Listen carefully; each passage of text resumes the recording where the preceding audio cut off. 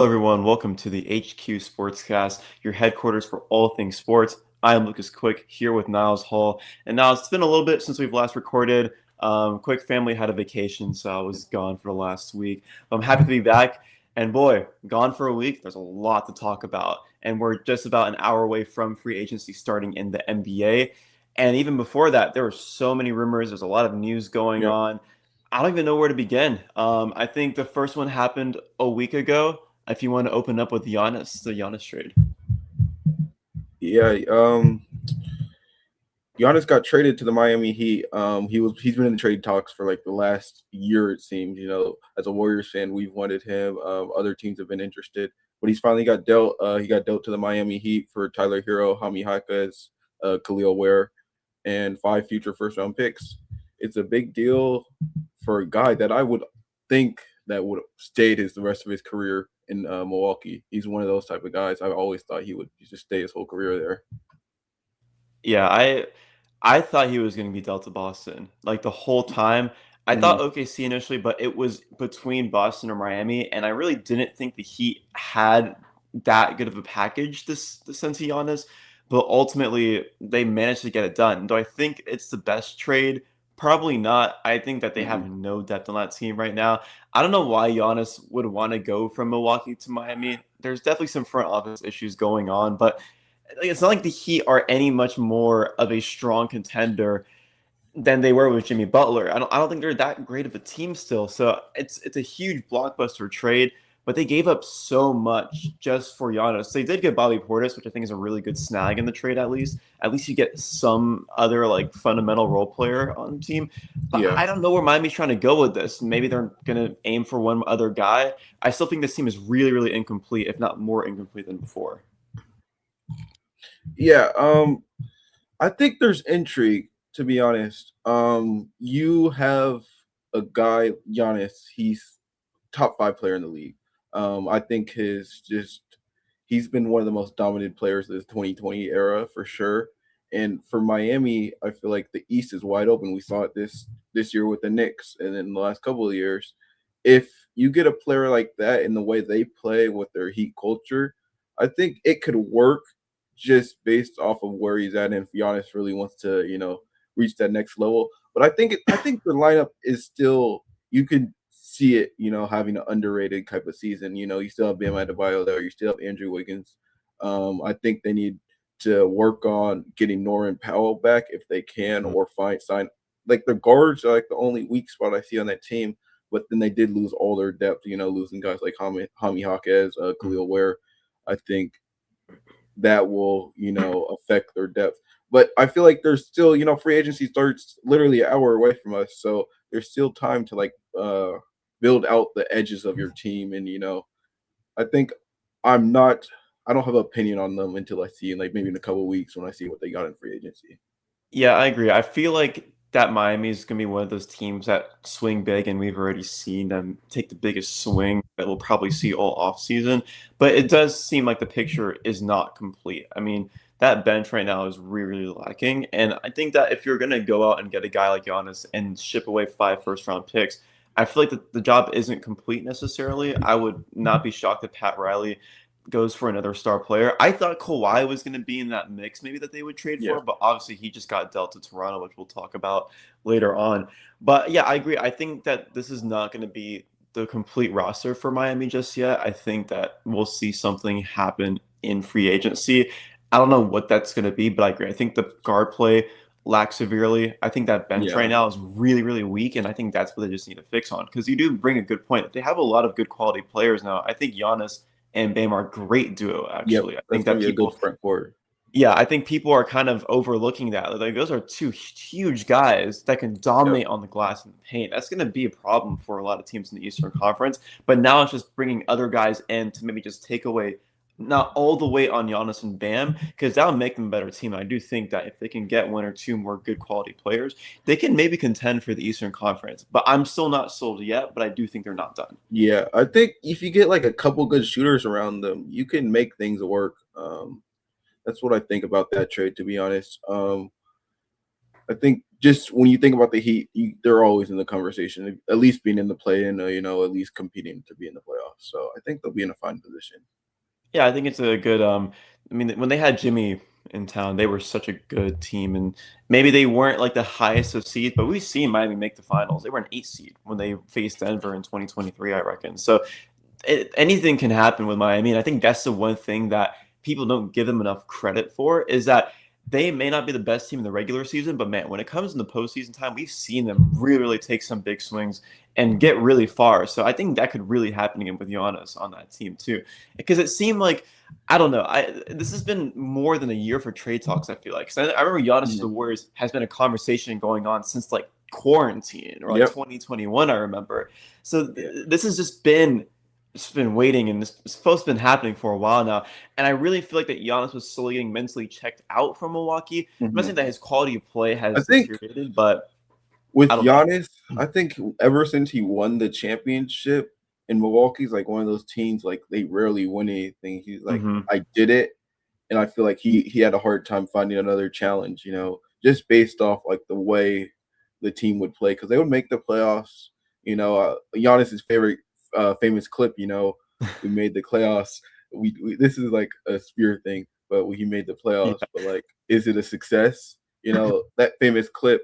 I feel like he won a championship. There's nothing else to be accomplished there in Milwaukee. And I feel like him finding another challenge will be good for like his career and his legacy because if you think about Giannis, I think him and Jokic have the best legacy, like Mhm. accolades wise, of this decade. To be honest. I agree. I 100% agree. I really, really think the Bucks front office really screwed up as soon as they shipped away Chris Middleton. I Mhm. just feel like they didn't take great care of Giannis. They didn't create a good team around him. Like I remember when Kyle Kuzma went to the Bucks, I was like, oh, like what the hell are we doing here? Like this is not to throw any shade to Kyle Kuzma, but he's not an all-star caliber player. He's not a great guy to pair up with Giannis. And I just really felt like as soon as they lost to Miami when they were a 1 seed in 2023, I felt Mhm. like just that derailed the entire franchise. I felt like that was a series that destroyed them because they never were able to Mhm. recover back from that. They missed the postseason last year, which was a huge shock for a lot of people, including myself. And I think the Bucks they got a lot of good value from the trade, which is why I think it's a pretty good 50-50 trade, and you can more than Miami did. And my camera's off again.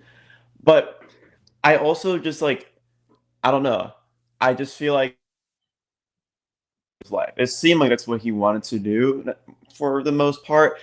You really had to mess up in order for that to not happen. So I think Milwaukee is going to look at this and maybe rethink some decisions they made in the past. But at the end of the day, they did get some really, really good assets, Yeah.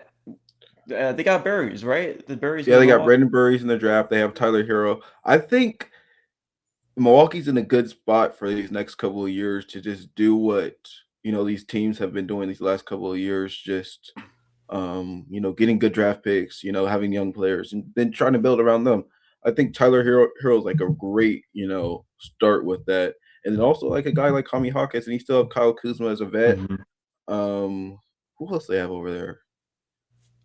I feel like there's a couple young players. Like you have guy Ryan Rollins over there still. Mhm. Um, so I think you're in a good spot if you're Milwaukee, just building towards the future. I think you can still you're in the East again. You can still make a play-in run, and then try to work from there. Yeah, I think my bold take is I think they'll be better this season than they were Mhm. from last season. I think that they're not going to be a contending team for a little bit. They're going to start looking for the future, which I give them a lot of credit for because you don't see a lot of franchises like the Warriors do. So I think it's a great move for them after all. And when they got berries before the Warriors, that was a gut punch because I Yeah. think we talked about it in the last episode. I was really high on him, and here was a hometown kid too. I know it sucks for him. He was a great player with Miami, but now you bring a guy who's from the area. Like I think they did a really good job getting the most they possibly could out of this trade. The thing that like I'm going back to Boston real quick. I'm really surprised that Jalen Brown was the guy to be shipped. I mean, it was going to happen if you're trying to get Giannis. It Mhm. had to be Tatum or Brown. But the thing that surprises me even more is that there's rumors they're still searching to get rid of him, and I'm really really curious about why that is because he I was such think a huge asset for them last I year. think if Jalen Brown's available, he's the best player, possible in the NBA to get if he's on the market. Yeah, 100. Um, percent he- I don't know. To be honest, this might be a hot take. It might not, but I think Jalen Brown's a better player than Jason Tatum. I think he's done hmm more for Boston than Jason Tatum is. But I feel like Jason Tatum gets the notoriety just from his name brand and his aura, I guess. No, I agree. I think Jason Tatum, he's like the And face of the Celtics right now, just because he mhm, got drafted a year beforehand, and he was kind of the future guy, and Jalen Brown was kind of like the guy behind him, kind of like Batman and Robin. It reminds me of Steph and Clay a little bit. Steph got all the attention, but Clay was not a better player, mhm, but he was still incredible, but he will never get that credit that he deserves. And that seems like Jalen Brown, if not even worse. So I do agree. I think there's a huge debate but that could be made that he's yeah, better than Jason Tatum. And if anyone manages to land Jalen Brown, I agree. I think that will be like the biggest trade that happened outside of Giannis. I think it'll be a more impactful trade than Giannis, just because I'm still a little iffy on the Heat. And if any contending team can manage to land Brown, that's really going to transcend them to a completely different team. but then when you think about their careers, every time when like push comes to shove, it's Jalen Brown to be there in the hmm clutch. It's not Jalen Jason Tatum, bro. I hmm think if you can say all you want about his attitude, maybe being too smart for his own good, but I think Jalen Brown is like it'll be a huge mistake if they lost him for the Oh yeah. wrong trade. Like if you hmm get and I feel like it's easily because you've been tanking his own value. Just like, putting him in trade talks all the time and stuff like that. It's a part of the business, but you have one of the top 10 player of the league, you know? I, yeah, I think it's so disrespectful just because when Tatum went down with an Achilles injury, people thought that last season Boston it was going to be kind of like an off season. It was just going to be a break in between, and once Tatum comes back, they'll be a contender again. And while they did lose to Philadelphia in the first round, they were a 2 seed still, and Jalen Brown gets so much credit for that. And even Jalen Brown during the All Star before break, I thought Tatum he was an MVP contender. before Tatum come back, Jalen Brown could have won the MVP before he came back, hmm He was averaging 30. He was up there with SGA. He was up there with Jokic in those conversations. But then when Tatum came back, they started, 1A, 1B again. And that, kind of tanked his numbers. Yeah, if it's such a head scratch for me that this is even a Yeah. topic of conversation. I get it for Giannis because he is a top 5 player in the league, and you're gonna have to get rid of someone big in order to acquire him. But the fact that you're still considering about shipping him away, maybe it's Brown that's asking for it after realizing that maybe he felt disrespected from that point on. But it's so surprising. Um, I think we should shift on to the next trade, which is I think for me this is a really exciting trade for me just because I like this player a lot and I like where he's going to. Lamelo to the Timberwolves, man. I was in Disneyland and I think I woke up at 6:30 that morning and that's when the trade broke down. And for one, I was really surprised about it. I Yeah. didn't think Charlotte was going to send Lamelo to anywhere. But to pair him up with Ant, I don't know if you saw Bonta Hill's tweet. I think it's hilarious where he said Yeah. Chris Finch deserves a lot of credit for having to deal with both of these guys in the same locker room, which I'm really excited about. But the Timberwolves got a really good quality point guard, and I feel like they didn't have to get rid of too much on that trade. You have the details probably in front of you, and I don't. But I don't remember them giving up too much outside of Nasrid being the biggest piece that they lose Yeah. They traded Julius Randle. I don't know if this is right. to Brooklyn. Yeah, Randall went to Brooklyn. I And then they think, traded Rob Dillingham. Yeah. And then two yeah, first they, round they picks. extended Io to Sumo, traded away It Julius. was a three. It was a three-team trade. They traded Lamelo to the Hornets, and then they traded Lamelo got traded to the T Wolves, and then Randall got traded to the Hornets, and then they later shipped him to Brooklyn, and then Rob Dillingham's on the Hornets now, Yeah, and I two think first round picks. It's, I think for me, does it make what do you think? Does it make Minnesota a much better team that they already were, in your opinion? I think it's a different look for sure. I hmm think they've been doing the same thing for like the last 2 3 years now. Uh, it's going to be good to like switch up the vibe and switch up like the vibe of that team, the way they play. Because with Randall, it seemed at times that he would just shot chuck, and that's when he's going. But I feel like at times in the playoffs when he was really needed, he didn't show up. And as a T Wolves fan, I would be happy just because I feel like Lamelo, those and him were the same draft. I feel like he's the perfect point guard to complement him because he can pass, but he can also get himself a bucket. And I was telling one of my friends, the the T Wolves have a lot of 3 and D guys that can score, and I feel like against teams like the top dog Spurs, OKC, that can be a good uh, you know thing to make it work. Yeah, I agree. I think that if LaMelo can stay healthy, because I think injuries has been something that's held him back in his career so far, I think this can really unleash LaMelo to being the player that we really know and think he can possibly be. Because I feel like that he hasn't unleashed that in a while now. He's been injured so much in Charlotte, and there's only so much that you can do with the Hornets at a certain part of your career. So I'm really excited for him because this is now the first time he can actually compete and contend in his career. And I think this is a great move to benefit Ant because it kind of takes away some of that pressure from him on the defense. And that's a really, really, really dangerous 1-2 punch in the Western Conference. I think you Mhm. say it perfectly. I think that this really transcends them, hopefully, to compete with OKC and San Antonio. I think if you have a healthy Minnesota squad right now, they can definitely beat San Antonio in a 7-game series right now. So I think that was it a missing piece for Minnesota? I would say maybe. I think losing Nas Reed really sucks just because I Yeah. love Nas Reed for one sense, and he was a really good stretch floor guy. So I think losing him is going to hurt a little bit. But man, when LaMelo is healthy, like he's such an unselfish player, but can take over a game at the exact same time. And I think that's what's so good to have him on any team is that he can be really unselfish, distribute the ball perfectly to everyone on his team. But if he can really heat up, he's unstoppable. So I'm really excited about this trade. I'm curious to see how the Timberwolves look next season if these guys can stay healthy, because I think that'd be really fun. I think Ant and LaMelo might be my favorite new duo in the NBA right now. They're gonna be really fun to watch. Yeah, it's gonna be entertaining ball. Just they if you look outside the roster, they still have Jaden Daniels. Hmm. They still have Jaden McDaniels, and they also have guys like who's the one guy? Terrence Shannon Jr. Hmm. Um, Terrence Shannon Jr. was great in the playoffs. I remember just being surprised, just having moments, and I feel like they just have a bunch of guys. I feel like the one weakness of that team would just be they lack some size in the paint and they lack Hmm. some depth at center.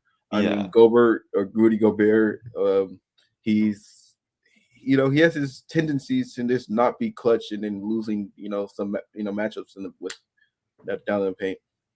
Yeah, I think that this is the big difference between this trade and the honest trade is that Minnesota still looks like a really deep team on paper. They have really, really good quality guys around it.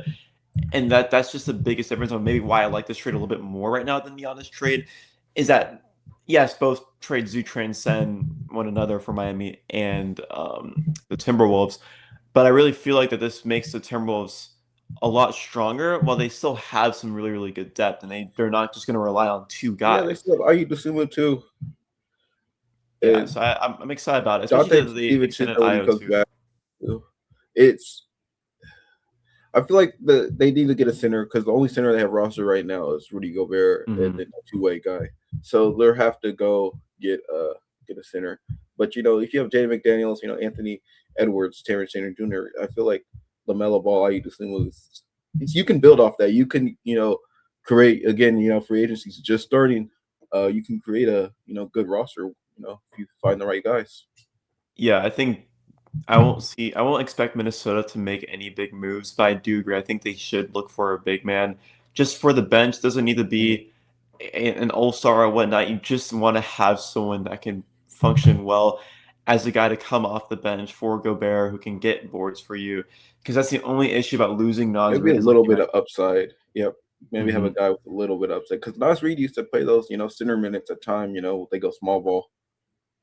Oh yeah, Nas was such a big part of that Timberwolves team. So I still think that's going to hurt them a little bit just because he was so effective, both like offensively and defensively. I feel like so it'd be hard to move on from him, but they do need to find someone that can replace him, not to the full extent, but they do need someone that can kind of fill in the role for him, not in the same Mm. necessarily the same case, but still in some similar way. And then if Um, the Hornets were active, they also got rid of Miles Bridges for a first round in 2030, 2033, and then Grayson Allen, Royce O'Neal, they received that, and then they got rid of Miles Bridges for a first round pick and second round pick.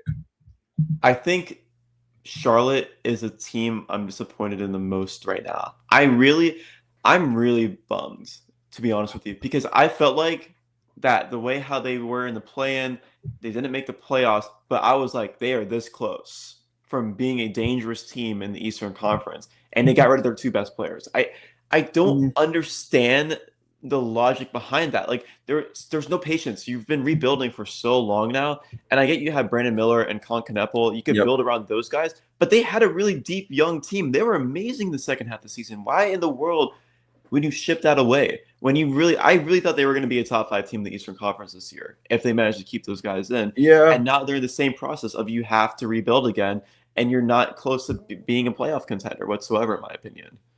Yeah. To be honest, I think what you're paying LaMelo Ball, um, just based off of what you're going to get, because he's been injured at times. That's the one thing, Hmm. he's been injured at times during the last couple of years, and they sometimes have played their best basketball without LaMelo Ball.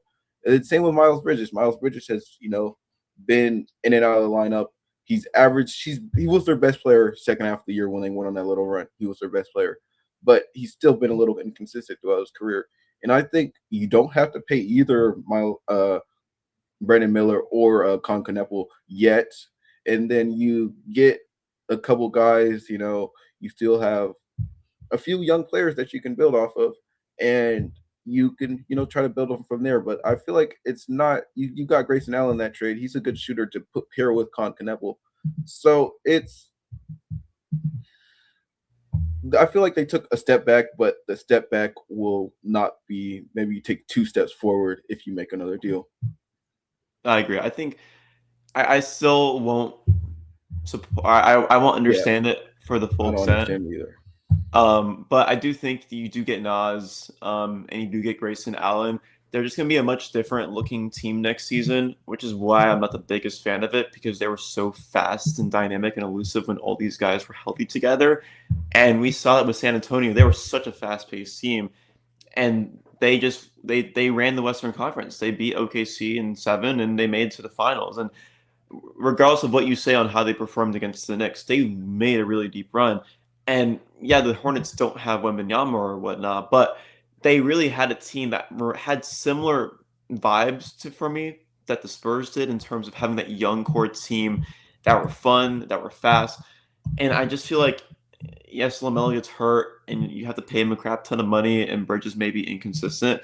But we finally saw that puzzle piece together last season for the first time in that franchise in the LaMelo era, and it looked really, really, really good. So I'm really bummed that that era closes now, just because I feel like that we were just getting there to seeing the peak of what the Hornets could possibly be after so many years of struggling. And I think they're just going to go back in that cycle again. I don't think that maybe they're going to make the play, and I think maybe they can be like a low end seed, but this is Mhm. not getting you any closer for being a contender than you just were to last season, in my opinion. Yeah, I don't think it moves them forward unless they do something else. I think they'll still be in the same spot, but I think they would have at least been in a better spot maybe next year. Hmm. But I don't think they were good enough to maybe compete for a championship, and I think they realized that. And I think you got to retool your rebuild in a way, because I feel like Miles Bridges and LaMelo Ball were too good and were too old at that time to pay them that money. Yeah, no, I agree with that. It'll be interesting to see. I just feel like they they're probably definitely going to go look for someone in the free agency. My issue with that is that I don't think a single like Yeah. good quality star player wants to go to Charlotte. With all due respect, that's just Mhm. how it works. Whenever you see guys like Kawhi or LeBron or these really big player names, there's just a small handful of franchises that they want to play for. It's location, it's a franchise, and Charlotte is just not anywhere near those qualifications for what these guys want. So I don't expect any big free agency signing going to Charlotte, and I don't blame people for not wanting to go to Charlotte either because I just think they're not a great functioning franchise. I think this is a good example of it. They looked like one for Mhm. the first time in a long time, and they just threw it all in the trash, in my opinion. Yep. Um, yeah, it's going to be interesting to see. I still don't think they were good enough to compete for a championship, but I think if you rebuild it right, you'll because they still need some big man down there. Mhm. They have a lot to do to rebuild that roster, and I feel like they knew that, so might as well just blow it up again. We also had another young guard get traded away yesterday, That and one I was was in the middle of work when surprising. it happened. I was really surprised about it, but John Morant is now a Portland Trailblazer, and it was a very, very odd trade just because the Yep. Blazers gave up nothing. Um, I can get. I'll talk more about why I understand that, but man, Memphis got nothing out of that trade. It's Yeah. interesting. When you think about these last couple of weeks, I don't know if you've been following the reports, but there have been reports of saying Memphis hasn't been able to find a lot of stuff for John Morant trade if possible, and I feel like we saw those reports being true just by what they've got in that trade. Just Jeremy Grant and Chris Murray, like a part, but John Morant is on a lot of money. He's been hurt these last like a year and a half, so he's not good PR for whatever franchise he goes to. Hopefully, Dame could mentor him, but it John Morant is. I'm interested to see what this looks like because Trailblazers still have a lot of guards, but like any team could make that trade if you have that money just to give up because it was a good deal. It's good upside. You don't lose a lot if he does bad, and Jeremy Grant's a good player, but I would rather have John Morant. He has more upside, so I don't really mind the trade. Yeah, I think for Portland, it's a great trade. It's a huge gamble and a huge risk, but you just made the postseason last year. You had Damian Lillard coming back from an Achilles injury, and he's definitely not going to be prime Damian Lillard from 5, 6 years ago. But you're like, hey, we're maybe one All-Star away from maybe being a better team, not contend for a championship, but maybe make some more noise in the Western Conference, and might as well buy low on a guy like John Morant. His contract is really pricey, but he was the face of that Memphis franchise just a few years back. He was a really, really dominant player for a while. But the reason why I understand why he's not being given up for too much is because of those off the court issues. He's been injured like crazy. I think John Morant is not a good player to have in your locker room. With all due respect, he's such a talented player. He was incredible in 2022 during that run where they lost to the Warriors in the second round. They were like the arch nemesis of the Bay Area for a Yep. few years. But he was the leader of that team. He was incredibly talented. But as soon as his off the court antics began, it felt like his career just derailed. Yep.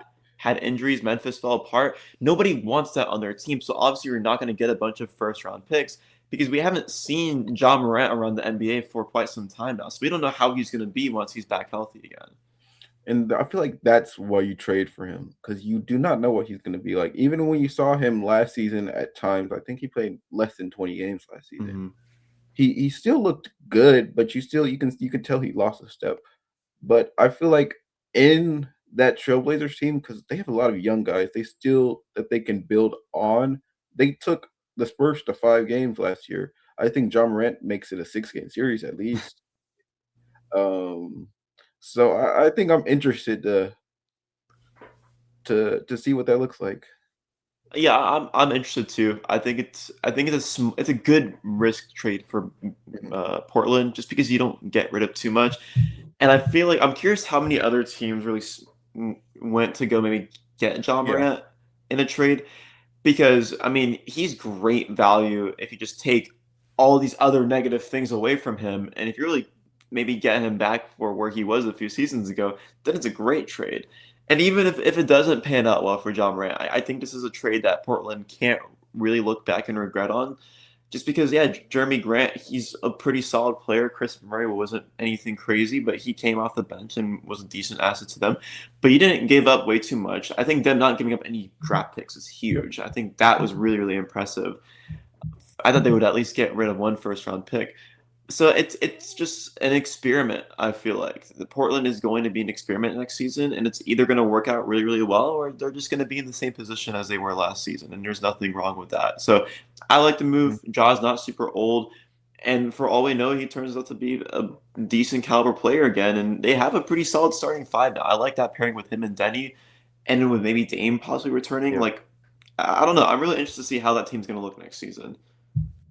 Yeah, they're a good young team in the West. I feel like they're a team that could give anybody a challenge on any given night in the NBA. And just as a Warriors fan, the Trailblazers always give us problems for some reason recently. So yeah, I'm interested to see what this looks like, and hopefully, Ja can turn his career around. And then I think there was one more trade that literally just happened less Why? than an hour before we started filming, and that's Kawhi going to the Clippers. I have this up because I really haven't read too much of it right now. It seems like the Clippers are getting a haul in this trade. They're going to get Brandon Ingram, they're going to get Grady Dick, they're going to get two first round picks, a pick swap, and two second rounders. So I will say this is a huge. The Raptors got rid of a lot to get Kawhi Leonard, who's aging, still an effective player, but really an aging player. They gave up pretty much almost their future for this guy. So I'm curious what you think. What are your early thoughts about this trade early on? My first thought about this was Kawhi going to the Clippers. Like he should have never went to the Clippers. Hmm. Let's be honest here, because you just think about what 6 years ago, 7 years ago. Um, he just came off winning a championship in the Raptors. He's like, oh, I got to go back to my hometown in LA. He Hmm. goes to LA. He gets a couple. He goes to the Western Conference Finals, I think, once, but nothing really. He doesn't really do much to his legacy if you really think about it. And then he's going back to the Raptors with that still have a good team. And I think he'll be a good missing piece. I think he pairs well with Scotty Barnes and the guard play they still have quickly still have RJ Barrett. So I think it'll be good. I think again you're in the Eastern Conference. Anything's possible. So It's funny that you say that because I think one of my friends from here he broke the news pretty much as soon as Shams tweeted it. So I hadn't read it initially.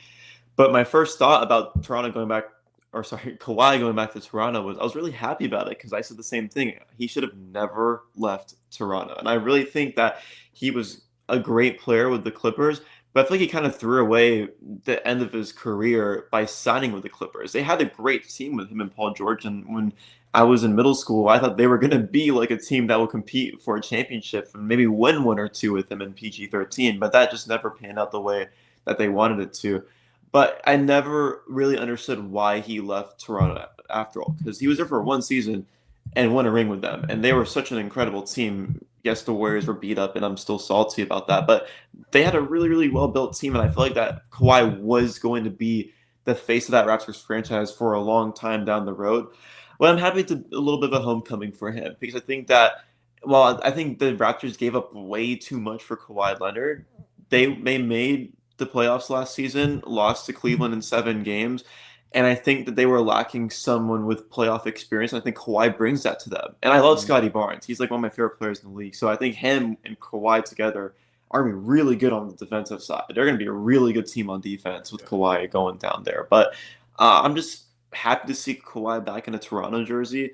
I just think that they gave up way too much value for him. But we see that a lot with these veteran guys like Kawhi and KD. It's going to happen, but you're kind of just kind of I don't know. Yeah, if you're on the Clippers side, I think the Clippers, like, think about it, a year ago, the Clippers were the oldest team in the league, but Hmm. now they're very young. They just got 3 first round picks or 2 first round picks, and they got Brandon Ingram to pair with Darius Garland, Grady Dick.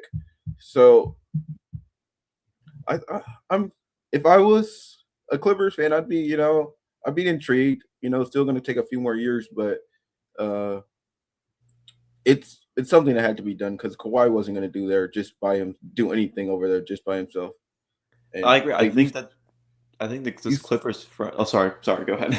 no, I was just gonna you saw. I feel like you kind of saw the max of that Clippers team in that playing game against the Warriors, where the old Warriors just took them down, and that's then why Steve Kerr ended up staying because that game.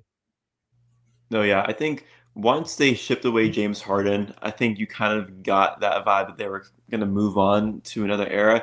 But I give a lot of credit to this Clippers front office because they're loading up the plate with good draft picks. They got a top 5 pick when they traded away Ivica Zubac, and now you get another couple pair of first round picks, and then you get Brandon Ingram, who's getting older, and I think Yeah. he might be almost 30 now, which is crazy to think of. But he's a younger guy than Kawhi. He's a good pairing with Darius Garland, but you're kind of shifting into the future Hmm. while also not having your team being that horrible. I still Yeah. think the Clippers will be a top 10 team in the Western Conference, at least in my opinion. But like they don't have a horrible team on paper while they can still really rebuild and focus on the future. I think this is a really good transition stage for the Clippers. And if they can strike gold on these future draft picks, they can be a good team in the future. So I give them a lot of credit. They got the most they possibly can out of Kawhi Leonard. They got some really good quality years with him, and they got every ounce they possibly could out of Leonard at his age. So I give him a lot of Yeah. credit because they got so much value and assets out of that. Yeah, I feel like it's a win-win for this trade. I don't really think anybody lost unless the Hmm. Raptors don't go deep in the playoffs because you gave up those 2 first-round picks, and that could be, you could regret that. So, but overall, I don't think anybody really lost this trade. Yeah, I think that the Raptors. I think if Kawhi was on the Raptors this year, they would have been the Cavs in 7. They would have. I think they would have been the Cavs in 6, in my opinion, if I'm being completely honest. But I agree. I think that the one thing maybe Toronto fans should look at or yeah, the fans should look at a more positive aspect if you're kind of iffy about this trade, is if you don't look at the future, you only got rid of 2 guys for Kawhi, and it's Brandon Ingram and Grady Dick. And I really liked Grady Dick out of college, but I feel like he never panned out to be a Yeah, good player for Toronto. Like he was not he's really a like a rotational starter. guy right now. So I think that the team gets upgraded now. The future is the future, and you never know. Those draft picks are going to be like hits for you guys. So I think it's not a bad trade for Toronto at all. Yeah. And then lastly, I feel like our last topic is this Warriors off season. Hmm. We've seen those rumors with these two over here, teaming up, LeBron and Steph.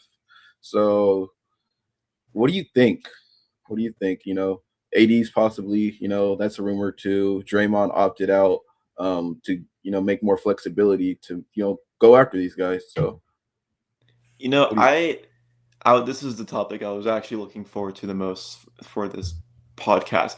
I think Draymond opting out of his contract could potentially be the biggest move a Warriors player will do in franchise history. It sounds really crazy to say right now, but the Warriors are always a team that will be in these rumors. We deal with it all the time as a Warriors fan. It's so frustrating and annoying, and I never believe any of the things that people are being said.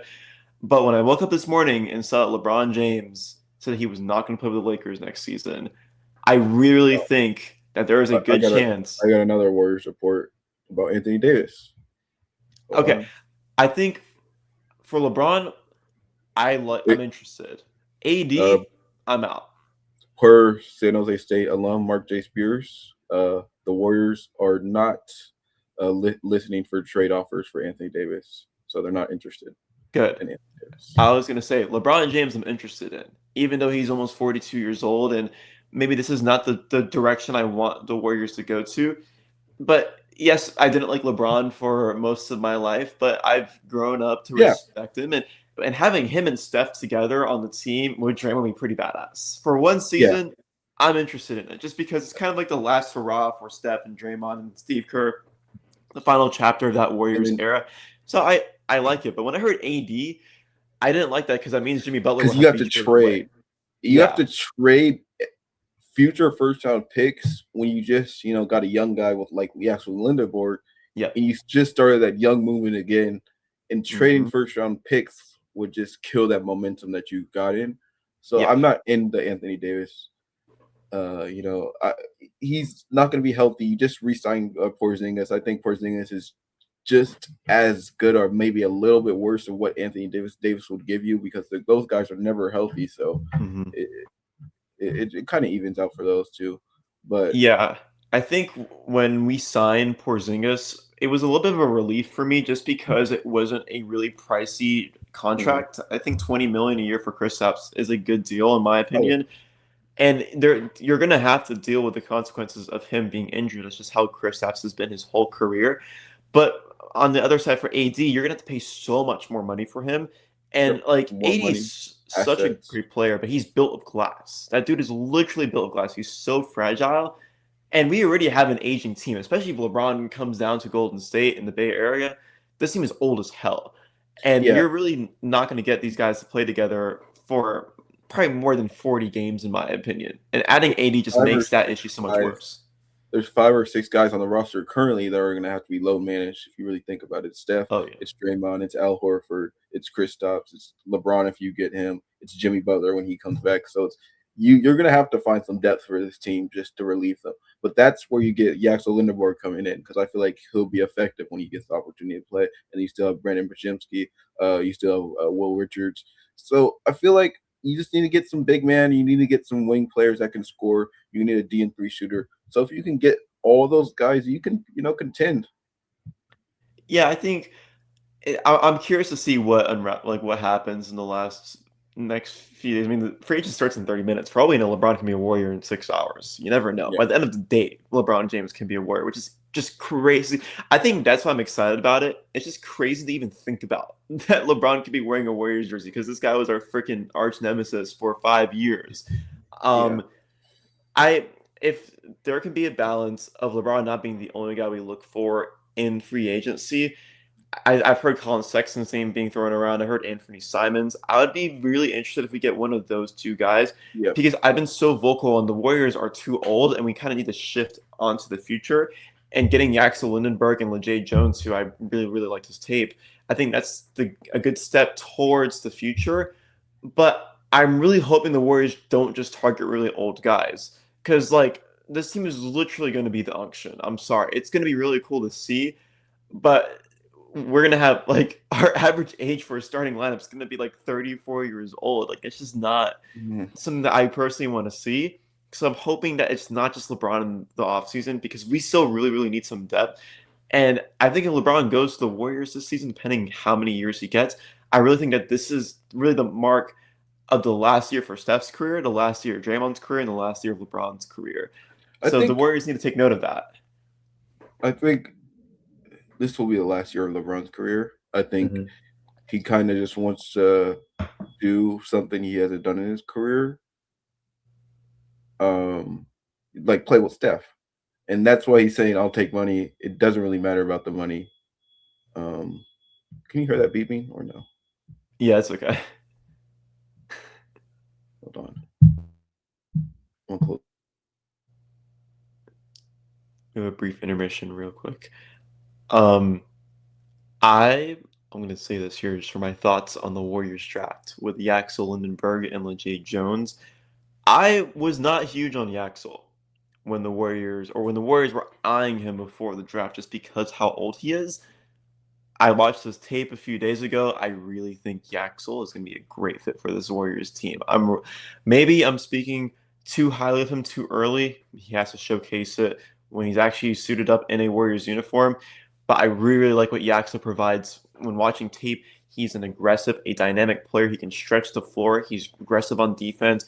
He's aggressive on offense. I think he's really someone the Warriors really, really need is an aggressive guy. I'm a huge fan of Yaxel. I'm excited about him. I was just kind of talking about the No, yeah, Warriors. I Yeah. heard you in my AirPods. Um, and when I saw LeJay Jones, I saw he like average 12 points a game. Not that I was. It doesn't look great to He it, but I watched his tape. He is huge for a point guard. yeah, he's a shooter. He's had a game where he scored 10 3 pointers in a game, which is kind of crazy. So and in Yaxel, uh, he won't be the best player in this draft, but I think he might be one of the best players right now in this draft. Hmm. And if you're the Warriors trying to win now with Steph Curry, he fits perfectly. Yeah, I think Yaxel, like you said it perfectly. I think he can be an effective player off the bat just because he's had so much college experience, and this guy won a national championship. So you Mhm. can't compare the NCAA with the NBA. But if you're really thinking of it, he played the hardest competition that anyone in college basketball can face in March Madness, going all the way to the championship. And he is 24 years old. That's the big issue I had with Axel Lindbergh heading to this draft.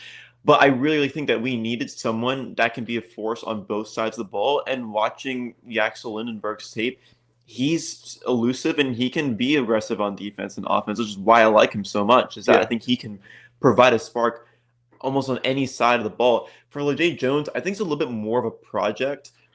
I think he'll be a little bit more raw talent per se, and I'm not sure if he'll pan out to be a key player for the yeah, Warriors in the future. But I think it's a risk willing to take because watching his tape, he is super athletic and he has some crazy highlights. And yeah, for him, I don't know how tall he is, but he looks like about 6'8", 6'9" for a point guard.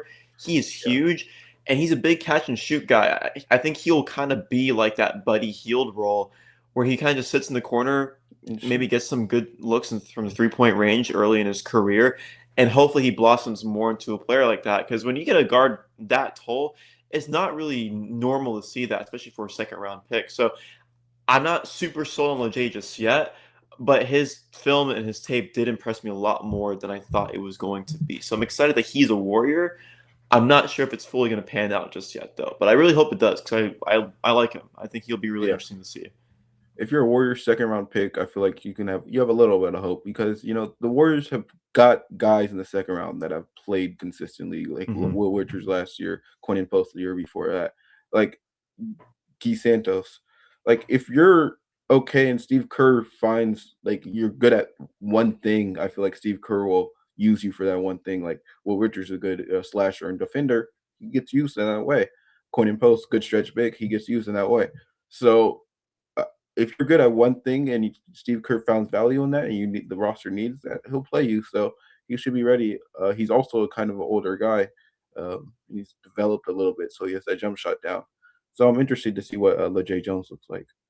Yeah, I think that's the one thing I'm really hoping for this time around is that Kerr has that he's notoriously known for not giving younger guys a lot of minutes early in their career, which I get they're rookies and whatnot.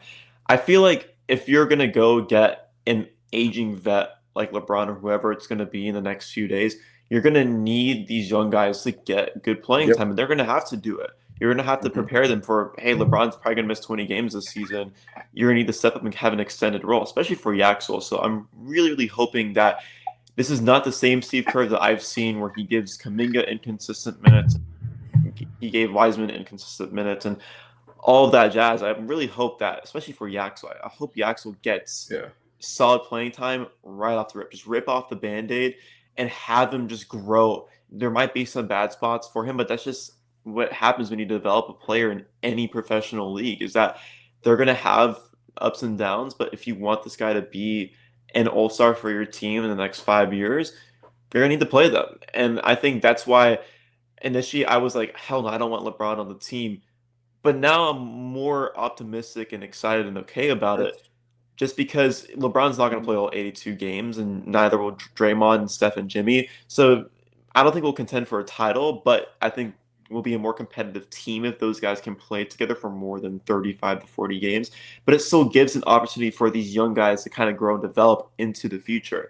So I think that I'm a lot more open-minded about this idea now just because we did get some good players in the draft that I like and I'm really intrigued about. So it'll be interesting, but I'm trying to keep more of an open mind about it because I've I've learned and realized that the Warriors are just not going to let go of, oh, we're going to try to milk Mhm. out one more championship with Steph and Draymond, so we're going to go get 42-year-old LeBron James.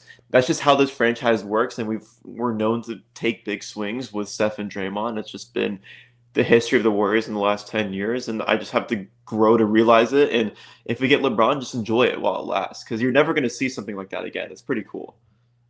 Yeah.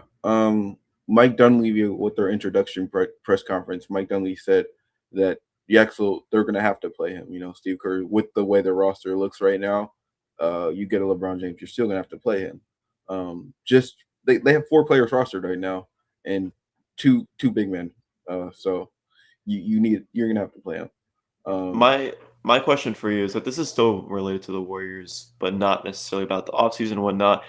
There's that clip with Mike Dunleavy and and Joe Joe. Lacob. It is kind of having an argument of some sorts. We'll never know the real answer about it.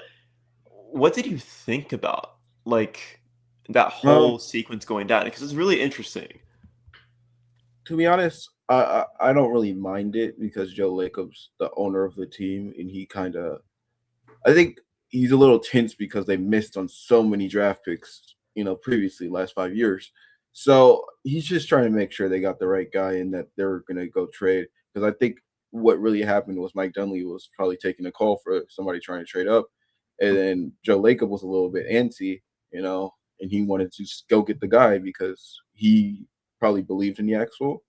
But what I hope it wasn't, them arguing about the pick, because if you're arguing about the pick, that means you don't have full confidence. That means Hmm. the full building doesn't have full confidence in the whole team. So Yeah, I'm hoping that's not the case either, just because, like you've mentioned it, this is Dunleavy's first lottery pick of his time being in charge of the Warriors front office. And I understand if Lacob is iffy and doubts Dunleavy's decisions and whatnot, because Lacob did win 4 titles under tenure with the Warriors. So I get that he wants Dunleavy to reach that same level, but he also needs to kind of take a step back because this is technically Dunleavy's team now, in my opinion. He's the guy going to be making all these big time mhm, decisions. And while it hasn't been great the last few years, in the first couple years of Dunleavy running the front office, you just have to give it time and patience. And yeah, I agree. I really hope it's not him questioning the pick of taking Yaxel because that's the last thing you want to have taking a rookie is having guys in the front office not giving full confidence to that young player because I think it affects them in one sense, and I think that was why the Kaminga project didn't work out. I think that's why the Wiseman project might have not worked out is because of maybe just the environment that the Warriors provide, and I hope that's not the case because I like Yaxel and maybe I think he was really funny in the press conferences and maybe he yep. doesn't have the best PR training, but I think that he also brings a good personality to the Warriors too. So I'm I think hoping that they're not I doubting think him. it's something that the Warriors need. They need somebody Yes. who's Steph, Draymond, Jimmy. They're all serious. Hmm. Jimmy's serious in his own way. He's kind of like nonchalant serious, but they're all trying to chase a championship. And Yaxel's just a young guy, but he has the pedigree to act this way. He won a Hmm. national championship, and I feel like the stars will have that respect for him, like knowing he's done it before. Like if you win a championship at any level, you're the best at your level. So I feel like Steph Curry being a championship winner has to respect that, and has to accept who he is. And I'm sure they vetted him through the processes, but I think he'll be a good fit for us. Yeah, I think that like you said, I think the Warriors need some kind of personality in this locker room because it may not show much on the court, but I think it means so much when you have a guy with a personality in the locker room. And that's why I was so devastated when Buddy Hield got shipped away Yep. because he was that glue guy for the Warriors. It really felt like that and you lose a huge piece for it. And Yaxel, maybe people said he was overconfident and said some stupid shit during his press conferences. He wasn't like, "Oh, I'm the best player of all time, and the Warriors needed me." Like, no, he did say like, "Oh, the Warriors are going to have to play me," which I thought was hilarious and he's very true about because the Warriors do need to play Yaxel Lindenberg because we have no depth. Yep. But there was nothing malicious that he said in the first place. So I'm really hoping that the front office and fans like don't overlook it because we need someone with a personality, and it's good to have guys like this. If he's not going to cause issues in the locker room, it's okay to have a maybe highly more spoken guy who's more vocal about things. Like you sometimes need Yeah. that. We see with Anthony Edwards, that dude is the worst PR trained guy in the NBA, But but it he's one doesn't of the matter when best you prove players it. in the Yep. league. When you prove it on the court, it really doesn't matter. And Exactly. I feel like he'll do that early, summer league, and then when you move on to the early when he's going to get chances. We just talked about those 6 guys that are going to miss some time this year that we know they're going to miss time. So he'll have the opportunity to prove himself early. Um, if they don't get LeBron, I think he can be in the Rookie of the Year conversation, and I don't know I don't won't say he wins it, but I think he can be in the conversation of just being one of the most effective rookies. Yeah, I agree. I think that's why I'm more content with getting a 24-year-old guy is that you don't have to develop him as much as a Braden Burries who's Hmm. almost 20 now. So I feel like you want a guy to make an impact now, especially if you're going to try to compete for one more championship. And I think Yaxel can be a secretly good weapon for that next season if this LeBron news does pan out to be true. Um, I'm gonna look this up right now. I think the Summer League's in Chase Center this year. Yeah, I'm gonna try to California go. Classic. It starts this weekend, actually. Yeah, I'm gonna look at tickets and depending if I have work or not. I really want to go see these young guys play. Yeah, I've been to the Summer League before in Sacramento. Really cool experience. I'll So I'm be hoping to go down to Chase Center and catch these young guys play. I'll be in Vegas for Mountain West Media Day. There, the Summer League will Oh, be there. right. You and That's Eddie in might have to that's in 2 weeks, go. right? Yeah, Dude, that's crazy. That's a sneak peek to a future um episode. episode. That's gonna be like that's like the HQ going on Yeah, tour because I won't be in Vegas, but I'll be in San Diego with my friends for a trip. So we're gonna be in completely different offices than we normally are. yeah, So that would be really, really cool to have a little change in that. But who knows what the hell we'll be talking about at that point on. I think I think we talked about this. San Jose State football will be more in the yeah. conversation in future episodes. Tomorrow will be the first day of July, so we're just getting a month Yep. closer to football season, especially with Mountain West Media Day coming in 2 weeks. So stay tuned for that. I don't know. Is there anything else you have to say before free agency begins? Yeah, interested to see what the Warriors offseason looks like. And then, NBA free agency is, I feel like NBA offseason is more entertaining than NFL offseason or any Oh other yeah, offseason. So I'm excited to see what else happens. I think this is the most entertaining offseason we've had. I like it when we go off topic. Yes, our last episode was you with Brandon Ayuk. Two things for me. Shout out to the Sharks. They had such like the Sharks are literally the Oklahoma City Thunder of hockey, and Will Grier deserves a huge pat on the back because he's done such an insanely good job drafting young guys, rebuilding this team. Obviously, I don't know how these players are going to pan out to be, but I know Ivor Stenberg is a generational talent. And I know we drafted someone from North Dakota State at pick 9, and I know that he fell in the draft. And we got a defenseman who's 7'1" in like round 4. So So is this the year, they make the deep run in the playoffs? They make the playoffs? I think they'll make the playoffs, but I don't think it'll be a deep run per se. I think that give it like 3 years, and if Michael Misa can pan out, and if Ivar Stenberg can pan out, this team is going to be so good in the next few years, which I'm really excited about. We've been in San Jose now for three Yeah, years, and I think the really cool thing about the Sharks this past season was while they might have not made the postseason, the Sharks were San Jose culture yeah, for the first time in a really, really long time. And to be there for college and go to a few games and see it, like they are on the rise. yeah. And that team means a lot to San Jose. And if they can really start going to Stanley Cup finals and winning championships, Mhm. that's a huge deal for the city of San Jose because we're not a huge sports city that most people Yeah. recognize us to be. San Francisco kind of overshadows us. But man, like they deserve so much credit for what they've done. I'm really excited to see what they do in the future. Yeah, what have you been thinking about the World Cup? Elimination rounds just started. Man, I had an 8 hour shift yesterday, so I missed the Brazil game. And then you had an Yeah, Alex for blowing up my freaking phone in my last 30 minutes of my shift and saw Paraguay upsetting Germany is yeah, insane. I watched the Morocco Netherlands game though, absolute cinema. What like yeah. the Great game. game was amazing. Extra time sucked. I can go on a whole rant about that.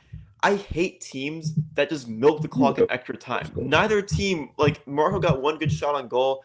Netherlands goalkeeper had an incredible save. For 30 minutes, I just watched Morocco hold the ball, and Netherlands Yeah, just didn't do anything about it. Like FIFA has been making changes to this tournament. If teams keep doing this down the road, there should be a conversation where either make extra time a golden goal or just take it straight to penalties if no yeah, one's going to freaking try in extra time. yeah. Norway beat Cape Verde today, and then or Ivory Coast, I mean, and then France is up 1-0 against Sweden, and then Yeah, Hattie said how Mbappe's a goat and how he's insane holy. That's his words 4 minutes ago. Hopefully we can. Mexico versus Ecuador is a good game tonight. Just got to tune into Yeah, that. I'm trying to see what my plans are today. I'm gonna hopefully try and catch it because I know Mexico looks really good right now. They can make, I think they can make a deeper run than the U.S. In my opinion, is kind of my hot take, but I think that's just because the U.S. have a harder road to get Mhm. to the final. I I don't think know. I if you look at it, it's kind of the same. I think they could easily lose to Ecuador today. Um, I agree. like just like the USA could easily lose to Bosnia, Yeah, but I it will think be a bigger, letdown. They do. I'm really interested to see how the U.S. game pans out tomorrow. Yeah, tomorrow. Yeah. I think there'll be Bosnia. I think the media and people are kind of making this game seem like it's nothing to the U.S. and like, oh, this is an easy win, and we're gonna head to the round of 16. I feel like people are overlooking this match. While Bosnia Yeah. might not be the best team on paper, they're a gritty European team that knocked out Italy to qualify for this tournament. And I don't know. I just feel like that this is not actually the best matchup for the Yeah. U.S. because The US hasn't won to beat a European team in, I don't know, like 10 games or like 10 competitions exactly. against them. So it's going to be a challenge, and hopefully they can finally beat a European team. Yeah, it'll be exciting for the country if it happens, but I think it's not. It's going to be easier said than done. I don't think that this is a guaranteed win for the U.S. team. I know we played our B squad against Turkey, but we looked horrible on during that game. The defense stunk, so that needs to be improved if they want to knock out Bosnia and advance to the next round. Because I think quarterfinals is the ceiling for this team. That's if Spain get through. I don't think the U.S. has a shot against Spain, even though they've been underwhelming this tournament. Mhm. But first things first, you got to get through Bosnia, and then you talk about the next round. I think people are overlooking that stage right now. It's okay to get excited because this is the most promising U.S. team that we've seen since 2014. But you just got to take one step at a time because the team still lacks experience and is very young. Yeah, it's Bosnia, then it's probably like Belgium, I think, and then it's Spain. So I think if you get to Spain, it's a successful tournament. And yeah, Yeah. My last shout out is the 2016 Cavs. I hated that team yeah. as a kid. But man, I think that is like the greatest thing that ever happened to the internet is seeing those clips of like these old dudes playing, and Yeah. I actually gained more respect for LeBron because like Kevin Love, J.R. Smith, like these guys are they're graying out. Mhm. They're just drinking beer, smoking cigs. LeBron is 42 and he's still averaging 25 in the league. Like that's insane to fathom about. This dude's beard is all gray, Yeah. but everyone else at that reunion is either retired or is kind of just Like out of the NBA. journeyman, yeah. Yeah, Kevin while Love's still LeBron in is the still league. like an all-star and is averaging 20 plus a game. It's just insane to even fathom that. And hopefully he's a Warrior next time we talk. I But know. a part of me thinks this is just going to be a drawn out for like the next week, and hopefully it's not. Hopefully LeBron make a decision in the next couple of days. I really hope not because I'm sick and tired. I swear, Because if we record next week and nothing happens, I'm gonna be knowing really the pissed. Warriors, if LeBron draws it out, they're not going to sign anybody in free agency, and then they're just going to go all in for LeBron, and the roster's going to be terrible because they didn't go all in on free agency. Yeah, I'm really hoping that's not the case because there's still some good quality players out there. Like again, Sexton and Anthony Simons. I want the Warriors to go target one of those guys. But yeah, I usually don't fall for this rumor bullshit for the Warriors. It happens Mm. so often to a point where it's just I'm used to it, and I'm like, oh, okay, like this is nothing. But then Draymond opting out at $27 million a year, and then LeBron opting out of the Lakers. This time, the rumors are actually becoming like it feels like it's actually becoming true for And once, and it's the not just a clutch bunch of sports like random connections crap being too. tossed around. I feel like everybody's in the loop, and I feel like if he has to come, but hopefully the next time we talk, LeBron James is a Warrior. I know you'll be thrilled about that. Yeah, I've those are my two goats right there, Steph and LeBron. So I'm gonna have to go to a game if they team up. I'm gonna have to mhm, go to a game with Jason next year, for and sure. hopefully that's the game they're healthy and I don't waste my money on. Yeah, I'm gonna be a fake LeBron fan for a year just because I've never been the biggest fan of Oh, him. But no, all of the LeBron fans in the Bay Area is gonna be so tough, bro. I'm actually really excited about that because a lot of my friends from back home, some of them are not in touch with the NBA as much anymore, but they're like huge LeBron Glazers, and they've been thrashing the Warriors as of late just because they haven't been great, and they've been rooting for the Lakers, which pisses me off because I hate the Lakers. To have my like LeBron Glazers join the Warriors alliance would be really cool. I think like it's gonna be like oh man, the memes and everything are gonna be hilarious next season. I think that's why I'm also Mhm. hoping that it works And then out. Draymond glazing LeBron. Oh Oh my my god, it's god, just it's gonna gonna be be so like I wish Buddy Hield stay with the Warriors because I feel like Draymond and LeBron's bromance within Jimmy funny. Butler and Buddy Hield, like it would have been so funny. It would have been peak TV. So I'm excited about it. I hope it actually works out. I think if you talked to me a month ago and I heard LeBron, I'd be like, hell no. But now I'm a little bit more optimistic about it. At You least know it's what? something different. This like At least it's something this different. just seems like straight out of a freaking movie. Like this like feels like the last hurrah, the last dance type of thing. Like this can be a documentary, honestly, It to is. have It like probably will be. these legendary like Hall of Famers teaming up for one last run is gonna be pretty sick. Imagine we got KD too. You know what? Let's bring KD to the ride as well. Let's go. Let's bring Clay too. Let's bring the whole team Yeah. back and have one Bring- last run at it. Yeah, it's gonna be like the Avengers again. But Yeah. hopefully they can recruit LeBron and hopefully they can get something done. I think Draymond's actually gonna hurt the recruitment for LeBron because I think he's gonna scare him away with how much he raves about him. He's gonna like be Yeah. going on his knees asking for LeBron to come to the Warriors, and I think that LeBron's gonna run away for it. I'm I'm curious if Cleveland's gonna be in the discussion though. I'm really interested if he goes back to Cleveland. I don't Yeah, know if it's Cleveland gonna. or Miami. Oh, Miami Yeah, would be really interesting. that's another team that's interested in him. But I think them getting Giannis and getting Bam, I think that just has no spacing. There's I'd rather have Andrew Wiggins and Brown on that team just because he can shoot the ball a little bit better Yeah, and he can play more defense. there's not a day that goes by where I miss Andrew Wiggins. It's still the one thing that I'm still devastated about the Jimmy Butler trade is two-way Wigs. We'll never forget that run from him. Yep. I think that's about That's it it. though. It's perfect timing because it's 2:58 and we're 2 minutes away from free agency opening. So it's like a good way to wrap it up. This will take a while to upload, obviously, but this is the start of it. I think this is gonna be like the biggest offseason the NBA is gonna have in a long time. The trades have shown that, and I'm excited to see what unravels in the next few Yep. days. But with that being said, thank you guys for watching. Make sure to follow the HQ Sportscast on all platforms with YouTube, TikTok, and Instagram. I kind of want to hire an editor. So if you want to edit our videos, because I don't like spending hours of my time doing it, please reach out. We will take you in just because it is grueling to Yep. do. So with that being said, thank you guys for watching, and we will see you next episode where LeBron is hopefully a Golden State Warrior.